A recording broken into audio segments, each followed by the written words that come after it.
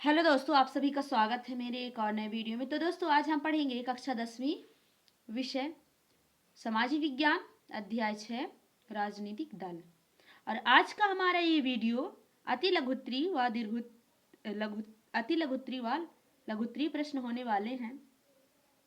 प्रश्न नंबर 1 है, बहुदलीय प्रणाली से आप क्या समझते हैं या बहुदलीय प्रणाली का क्या तात्पर्य है।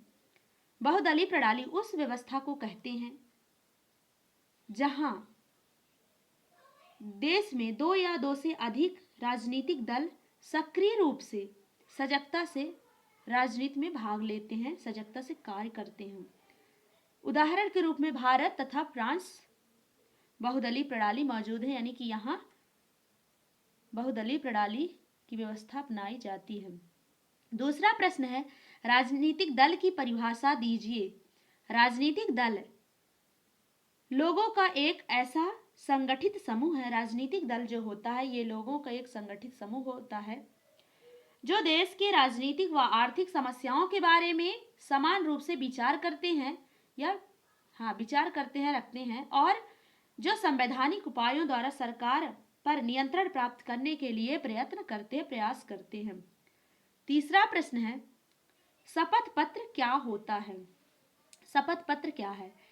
किसी अधिकारी को सौंपा गया एक दस्तावेज जिसमें कोई व्यक्ति अपने बारे में निजी सूचनाएं देता है, यानी सही जानकारी देता है और उनके सही होने के बारे में शपथ उठाता है।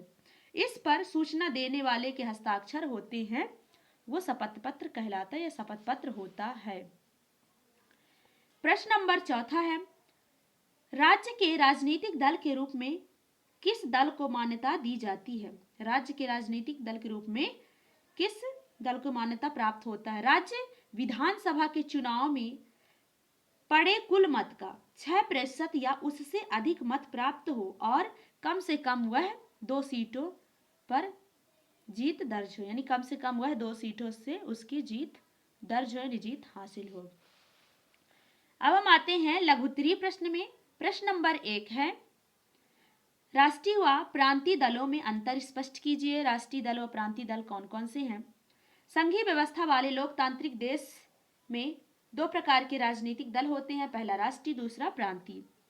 राष्ट्रीय दल से पता चलता है कि जो दल पूरे देश में फैले होते हैं वो राष्ट्रीय दल कहलाते हैं, तथा जिन दलों को लोकसभा चुनाव में पड़े कुल वोट का अथवा 4 राज्यों के विधानसभा चुनाव में पड़े कुल वोटों का 6% हासिल होता है और लोकसभा के चुनाव में कम से कम 4 सीटों पर जीत दर्ज करता है, उन्हें राष्ट्रीय दल कहते हैं। अब प्रांतीय दल क्या है। प्रांतीय दल, जब कोई दल राज्य विधानसभा, वहां लोकसभा था दोस्तों राष्ट्रीय दल में, लेकिन प्रांतीय दल में ये विधानसभा के चुनाव में पड़े कुल मतों का 6% या उससे अधिक हासिल करता है और कम से कम 2 सीटों पर जीत दर्ज करता है, उसे प्रांतीय दल कहते हैं। अगला प्रश्न है, राजनीतिक दलों के किन्हीं 5 कार्यों का वर्णन कीजिए। नंबर 1 है, राजनीतिक दलों के 5 कार्य। नंबर 1 है, राजनीतिक दल चुनाव लड़ते हैं। राजनीतिक दल जो होते हैं वो चुनाव लड़ते हैं। ये चुनाव लोकतांत्रिक देशों में राजनीतिक दलों द्वारा खड़े किए गए उम्मीदवारों के बीच लड़े जाते हैं। दूसरा नंबर है, राजनीतिक दल देश के कानून के निर्माण में निर्णायक भूमिका निभाते हैं। जो राजनीतिक दल होते हैं वो जब देश में कानून का निर्माण किया जाता है तो उसमें निर्णायक ये भूमिका निभाते हैं, क्योंकि विधायिका के सदस्य किसी न किसी राजनीतिक दल से संबंधित होते हैं, किसी न किसी राजनीतिक दल से ताल्लुक रखते हैं। तीसरा नंबर है, चुनाव में बहुल मिलने पर राजनीतिक दल सरकार का गठन करते हैं।